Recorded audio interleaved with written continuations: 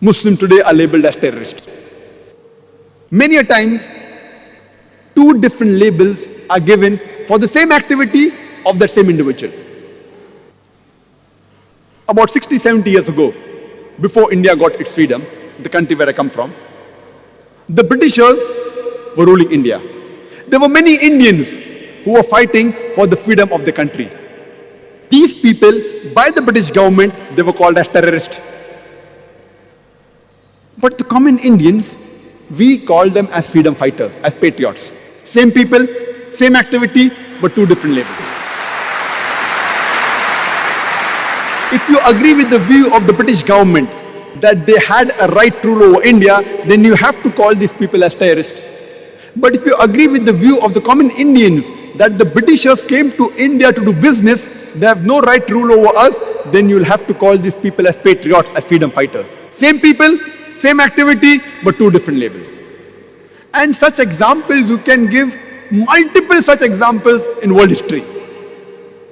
A Dai should know, if there are many examples, which example should he use where, so that he understands. Because Quran says in Surah Al-Imran chapter 3 verse 64, "Ta'alaw ila kalmatin sawa'in bainana bainakum." Come to common terms as us and you. The moment the Indians, when they call Muslim terrorists, and when I give this example, then they understand the picture better.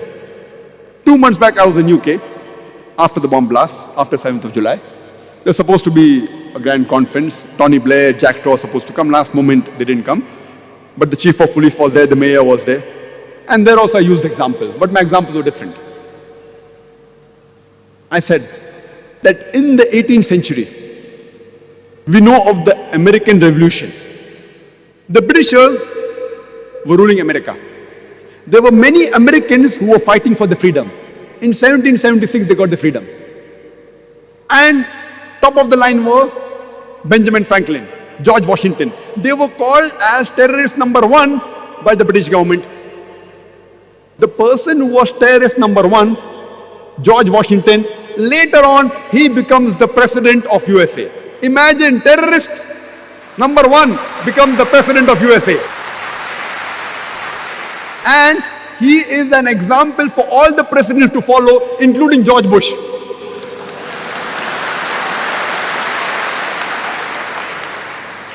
This is media. Terrorist number 1 becomes the president of the country which we look up upon. USA! USA's name comes, most advanced country in the world. Who was the person who was the first president? A terrorist.